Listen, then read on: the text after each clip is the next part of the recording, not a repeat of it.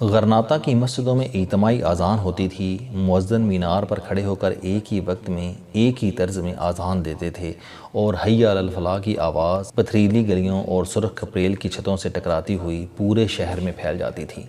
لوگ اللہ کا حکم سنتے تھے، وضو کرتے تھے اور مسجدوں کی طرف روانہ ہو جاتے تھے۔ 1 جنوری 1492 کو عشاء کی اذان ہوئی۔ اہل شہر نے معمول کے مطابق نماز پڑھی، چراغ بجھائے اور سو گئے۔ 2 جنوری کی صبح فجر کا وقت آیا لیکن اس دن اذان نہیں ہوئی۔ دن چڑھ گیا مگر گلیاں، مکان اور چھتیں اللہ کے حکم کو ترستی رہیں۔ لوگ پریشانی میں باہر نکلے تو پتہ چلا اندلس کی آخری مسلمان ریاست بھی رات کے اندھیرے میں فتح ہو چکی ہے۔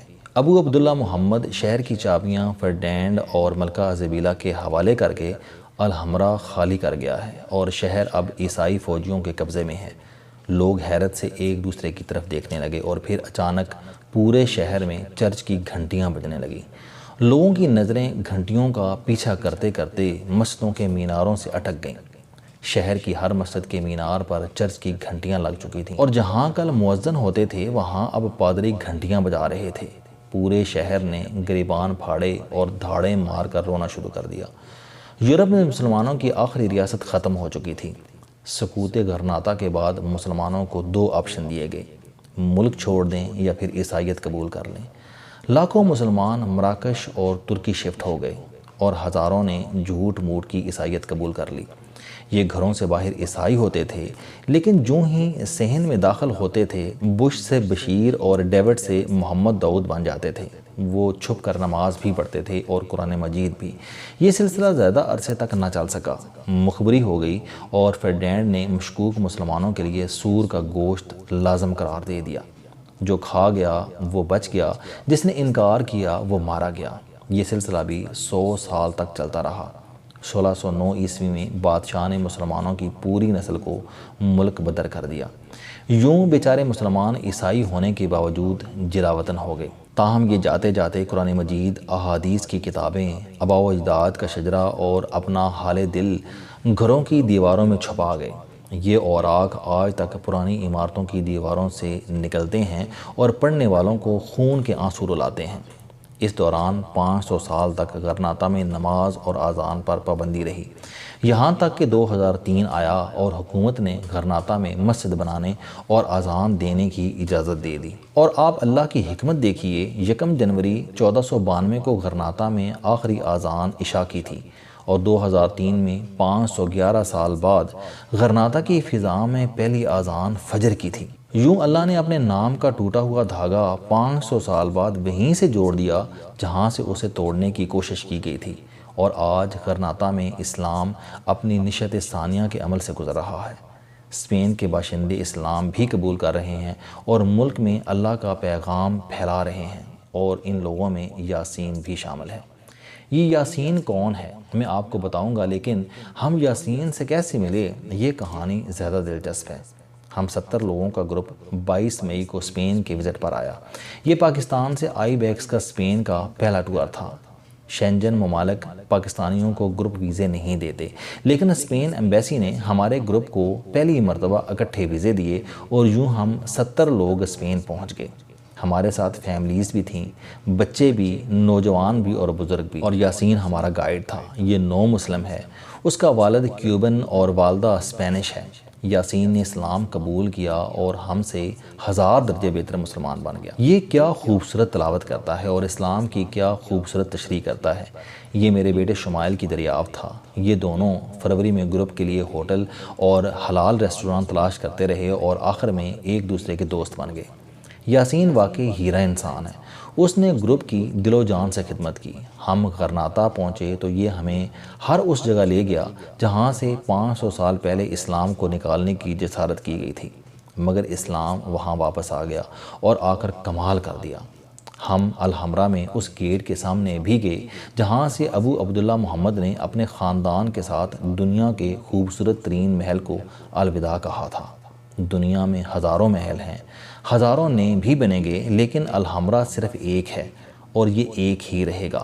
عربی زبان میں احمر سرخ رنگ کو کہتے ہیں۔ یہ محل کیونکہ سرخ پتھروں سے بنایا گیا تھا لہٰذا اس کا نام الحمرا رکھ دیا گیا۔ محل خلیفہ محمد بن یوسف نصر نے بنایا تھا وہ بنو امیہ کی شاخ بنو نصر سے تعلق رکھتا تھا اور دیندار اور خوف خدا سے لبالب بھرا ہوا تھا۔ محل مکمل ہوا تو اسے دیکھ کر اس کے منہ سے واہ نکل گیا۔ بادشاہ کو فوراً احساس ہوا وہ غرور کا شکار ہو چکا ہے۔ وہ اسی وقت سجدے میں گرا، اللہ سے معافی مانگی اور حکم دیا کہ سفید سنگ مرمر پر ولا غالب اللہ لکھا جائے اور پورے محل کی دیواروں پر لگا دیا جائے۔ لاکھوں ٹن سفید سنگ مرمر لایا گیا، ہزاروں نقاش بلائے گئے، انہوں نے دن رات ایک کر کے پتھر کے ہر ٹکڑے پر ولا غالب اللہ کندہ کیا اور محل کی ہر دیوار پر نصب کر دیا۔ بے شک اللہ ہی غالب ہے، یہ فقرہ آج بھی الحمرا کی ہر دیوار پر کندہ ہے۔ ابو عبداللہ محمد الحمرا کی قدر و منزلت سے واقف تھا، لہٰذا اس نے اسے بچانے کے لیے ہر چھوٹی بڑی طاقت سے مدد مانگی۔ فیض کے بادشاہ کو بھی خط لکھا، ترکی کے عثمانی بادشاہوں کی بھی منت کی اور کیتھولک چرچ سے بھی درخواست کی، لیکن اسے ہر جگہ سے ناکامی کا سامنا کرنا پڑا۔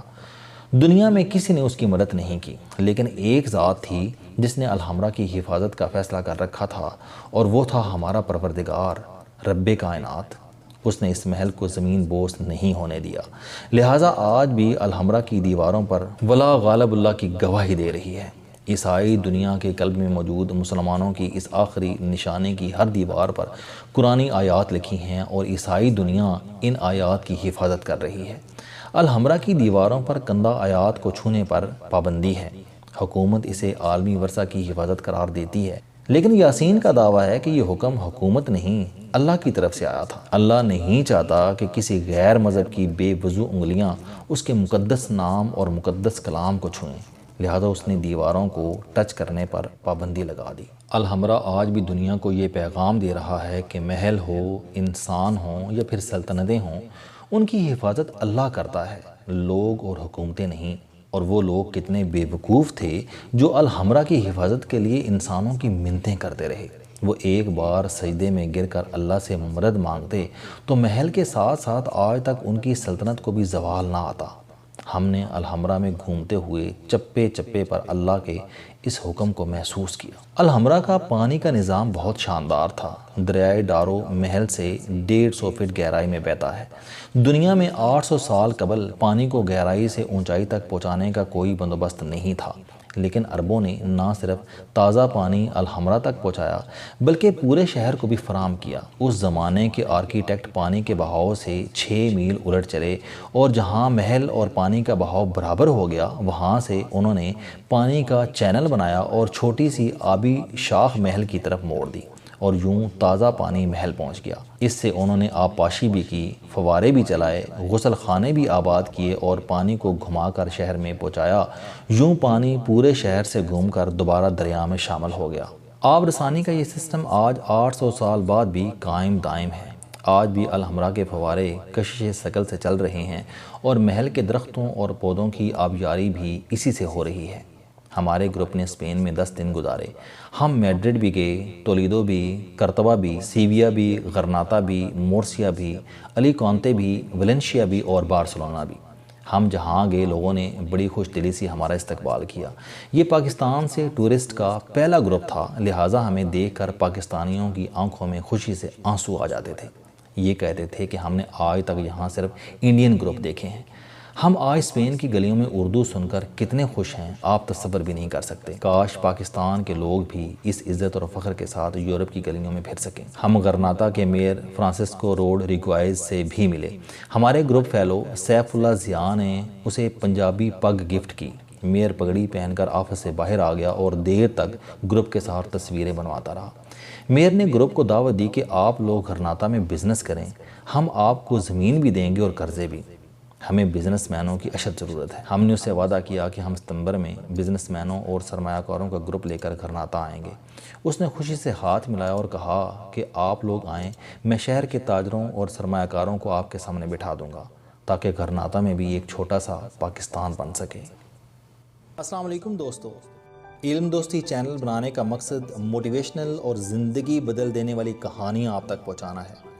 مجھے خوشی ہے کہ آپ احباب کو یہ ویڈیوز بہت پسند آ رہی ہیں۔ کوئی بھی شخص جو مایوسیوں میں گھرا ہو یا کوئی بھی شخص جو اپنی زندگی مثبت انداز سے گزارنا چاہتا ہے، اس کے لیے یہ چینل لائف چینجنگ ثابت ہوگا۔ میرا دعویٰ ہے کہ کوئی بھی شخص اگر اس چینل کی ویڈیوز دیکھ اور سن لے گا تو اس کی زندگی بدل جائے گی۔ اگر آپ کو یہ چینل پسند آئے تو اسے سبسکرائب کرنا نہ بھولیں تاکہ ہر نئی آنے والی ویڈیو آپ تک پہنچ سکے۔ اس ویڈیو کو دوسروں تک ضرور پہنچائیں کیونکہ یہ صدقہ جاریہ ہے۔